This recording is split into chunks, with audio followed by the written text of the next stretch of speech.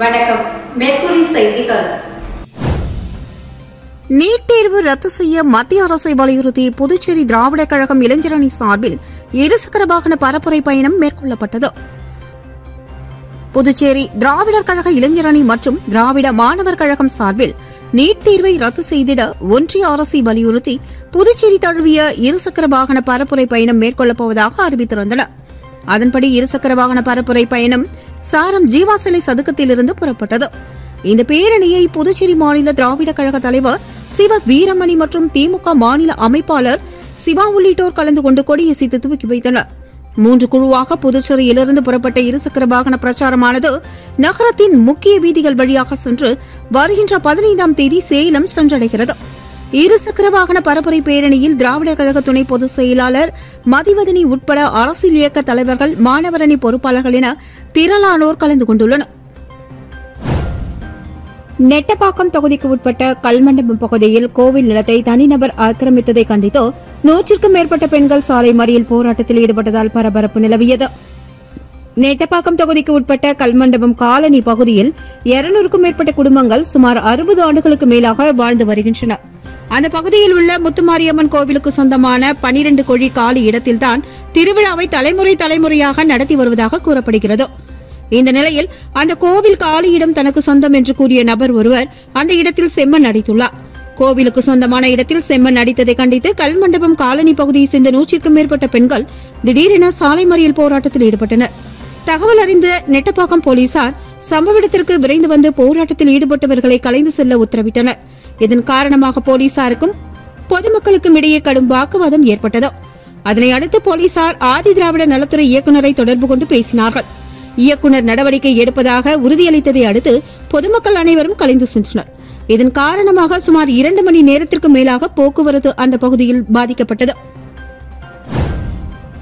புதுச்சேரி நயினார் மண்டபம் அருள்மிகு ஸ்ரீ நாகமுத்து மாரியம்மன் கோவிலின் 41ஆம் ஆண்டு செடல் உற்சவ விழா கொடியேற்ற நிகழ்வுடன் இன்று துவங்கியது. புதுச்சேரியில் மிகவும் பிரசித்தி பெற்ற நயினார் மண்டபம் அருள்மிகு ஸ்ரீ நாகமுத்து மாரியம்மன் ஆலயத்தின் 41ஆம் ஆண்டு செடல் உற்சவ விழா இன்று காலை கொடியேற்றத்துடன் துவங்கியது.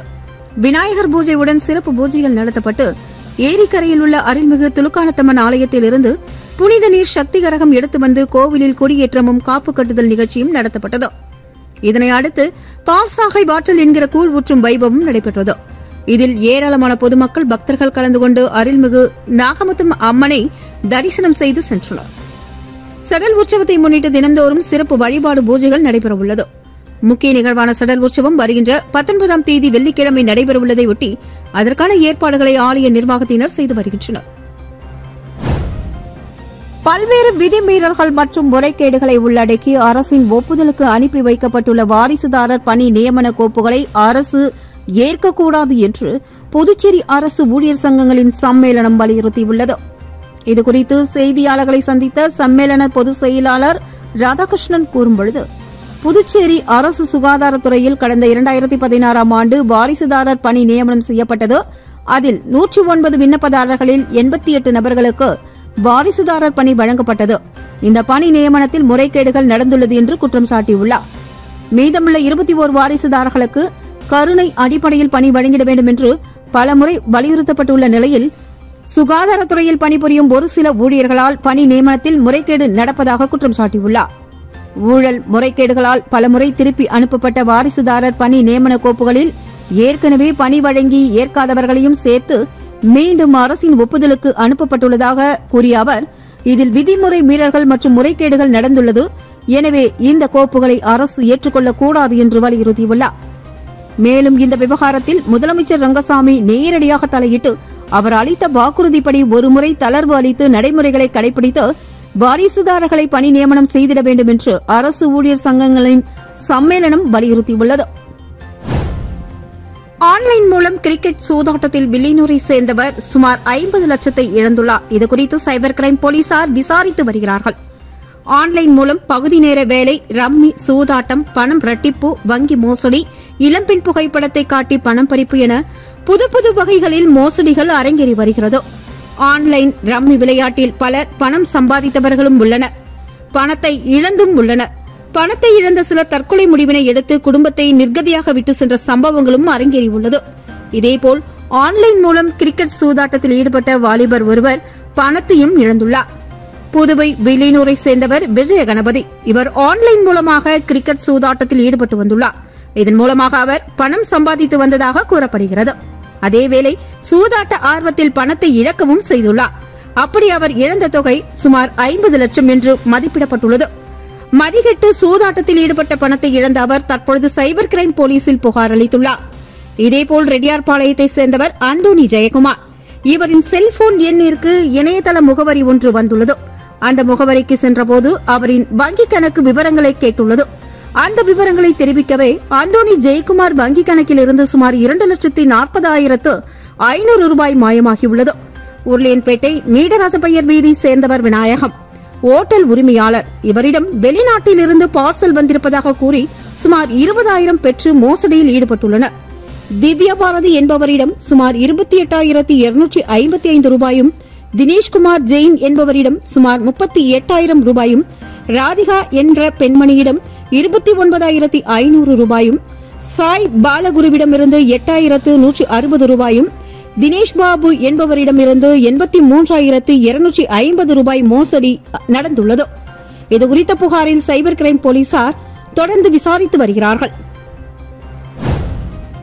காரைக்கால் நகராட்சி சார்பில் தூய்மை இந்தியாவை வலியுறுத்தி 200க்கும் மேற்பட்ட பள்ளி கல்லூரி மாணவர்கள் மற்றும் தூய்மை பணியாளர்கள் விழிப்புணர்வு பேரணியில் ஈடுபட்டனர்.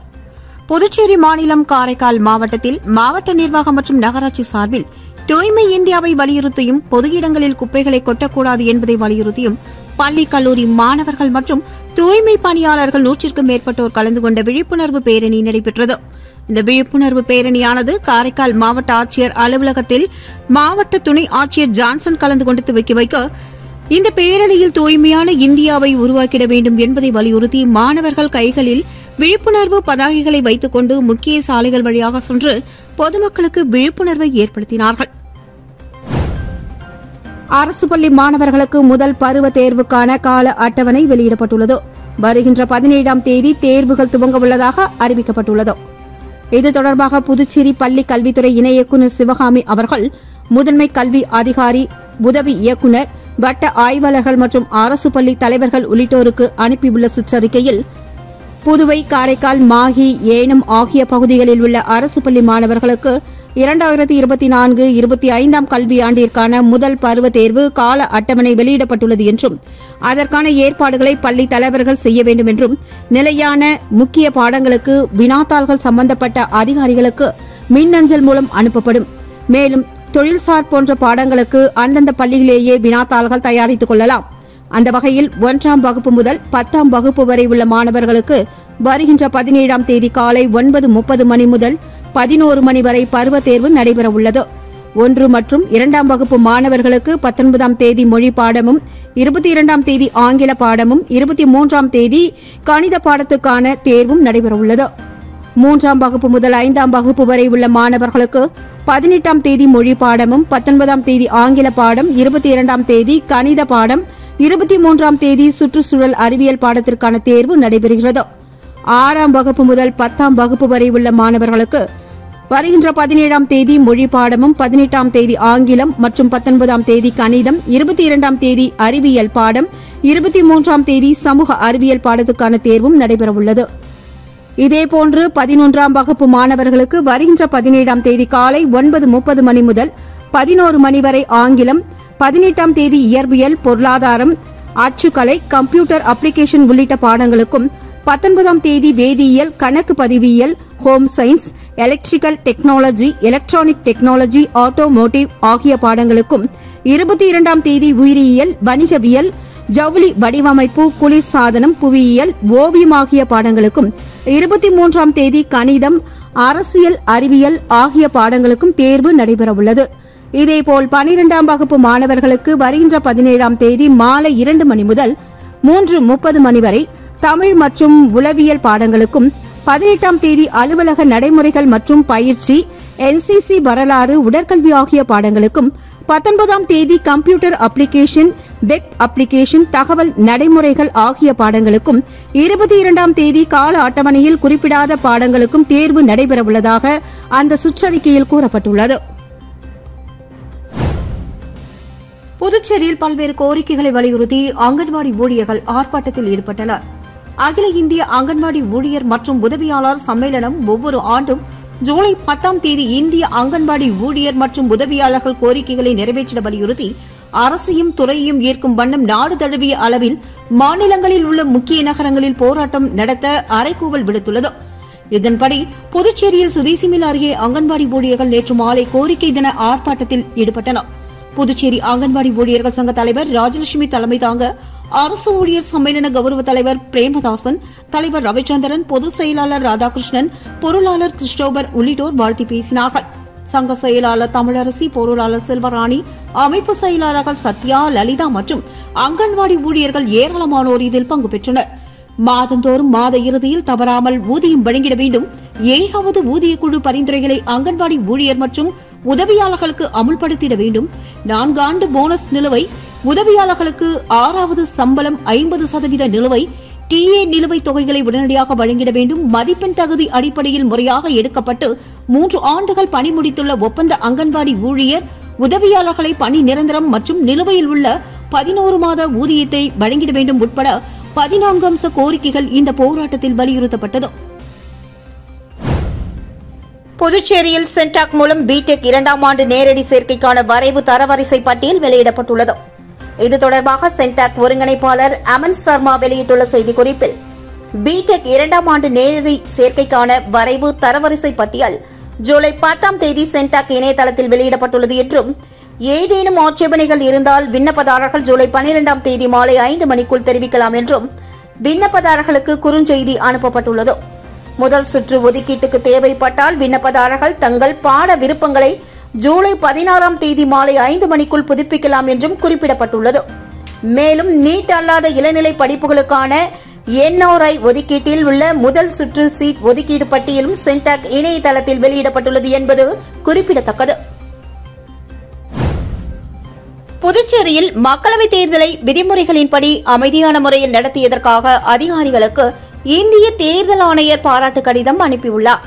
இது தொடர்பாக தலைமை தேர்தல் அதிகாரி ஜவஹர் வெளியிட்டுள்ள செய்திக்குறிப்பில், புதுச்சேரி மக்களவைத் தொகுதி பொது தேர்தல் எந்தவித அசம்பாவித சம்பவங்களும் நடைபெறாமல் அமைதியான முறையில் நடைபெற்றது என்றும், தேர்தலில் வாக்காளர்கள் 78.90% பேர் வாக்களித்ததாகவும், புதுச்சேரி மக்களவைத் தேர்தலில் வாக்காளர்களை வாக்களிக்க வரவழைக்கும் வகையில் மேற்கொள்ளப்பட்ட முயற்சிகள் தேர்தல் வாக்குப்பதிவின் போது வெற்றிகரமாக செயல்படுத்தப்பட்டதாகவும் தெரிவித்துள்ளார்.